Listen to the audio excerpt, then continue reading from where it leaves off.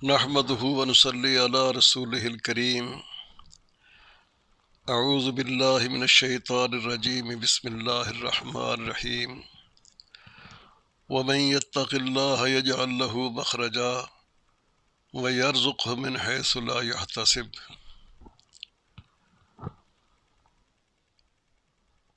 قرآن مجید کی ان دو آیات میں اللہ تبارک و تعالی نے تقوی کی فضیلت اور اس کا نتیجہ بیان فرمایا ہے کہ جو آدمی اللہ تعالیٰ کا تقوی اختیار کرتا ہے، اللہ تعالیٰ اس کے لیے مشکلات سے نجات کی راہ پیدا کر دیتا ہے اور اسے ایسی جگہ سے رزق عطا فرماتا ہے جو اس کے وہم و گمان میں بھی نہیں ہوتا.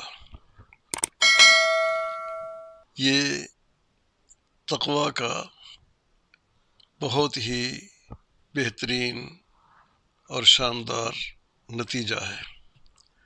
ہمیں صحابہ کرام کی زندگیوں میں سے اس قسم کے بے شمار واقعات ملتے ہیں کہ انہوں نے اللہ کا تقوی اختیار کیا تو اللہ تعالیٰ نے ان کے لیے مشکلات سے نجات کی سبیل پیدا فرما دی.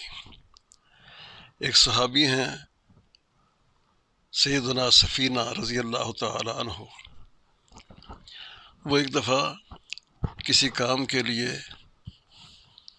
جنگل کا سفر کر رہے تھے کہ اچانک ایک خونخوار شیر انسان کی بو محسوس کر کے ان پر حملہ کرنے کے لیے ان کی طرف آیا.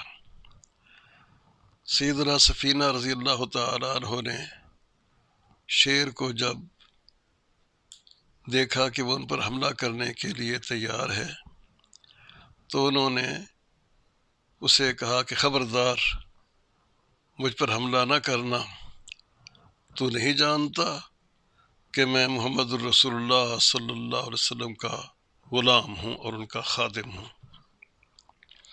ان کی بات سنتے ہی وہ شیر وہیں رک گیا اور سر جھکا کر ان کے قریب آ کر ان کے پاؤں چاٹنے لگا اور ان کی حفاظت کرنے لگا تاکہ کوئی اور خونخوار درندہ اور جانور بھی آ کر ان کو نقصان نہ پہنچائے. تو یہ نتیجہ تھا اللہ تعالیٰ کے تقوی اختیار کرنے کا اور رسول کرم صلی اللہ علیہ وسلم کی اطاعت کا.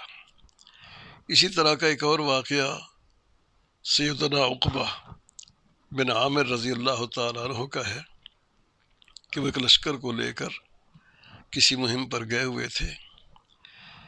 انہیں ایک جنگل میں رات بسر کرنا پڑی تو ان کے ساتھیوں نے خدشہ ظاہر کیا کہ یہ بیابان ہے، جنگل ہے، یہاں درندے ہیں، وہ ہمیں رات کو نقصان پہنچا سکتے ہیں.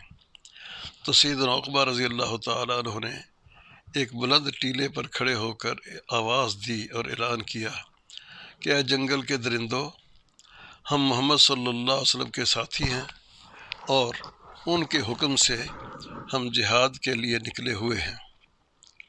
ہمیں آج یہ رات اس جنگل میں گزارنا پڑی ہے اور ہمارے ساتھی خوفزدہ ہیں کہ کہیں جنگل کے درندے یا زہریلے جانور ہمیں نقصان نہ پہنچائیں. تم آج رات یہ جنگل خالی کر دو، کل واپس آ جانا تاکہ ہم آج کی رات امن و سکون سے یہاں گزار سکیں. تاریخ میں یہ بیان آتا ہے کہ ان کا یہ اعلان کرتے ہی جنگل کے درندے خاموشی سے جنگل کو چھوڑ کر دور جانے لگے اور ان کے قریب سے شیر، چیتے، ریچھ، اژدہا، سانپ اور اس قسم کے خونخوار جانور گزرتے ہوئے چلے گئے اور صحابہ کرام نے دیکھا کہ جنگل درندوں سے خالی ہو گیا ہے تو انہوں نے امن و سکون کے ساتھ وہ رات جنگل میں بسر کی. تو سچ فرمایا اللہ تعالیٰ نے کہ وَمَن يَتَّقِ اللَّهَ يَجْعَل لَّهُ مَخْرَجًا وَيَرْزُقْهُ مِنْ حَيْثُ لَا يَحْتَسِبُ، کہ جو شخص اللہ تعالیٰ کا تقوی اختیار کرتا ہے اللہ تعالیٰ اس کے لیے مشکلات سے نجات کی کوئی سبیل پیدا فرما دیتا ہے، اور انہیں ایسی جگہ سے اور ایسے انداز سے رزق مہیا کرتا ہے جو ان کے وہم و گمان میں بھی نہیں ہوتا۔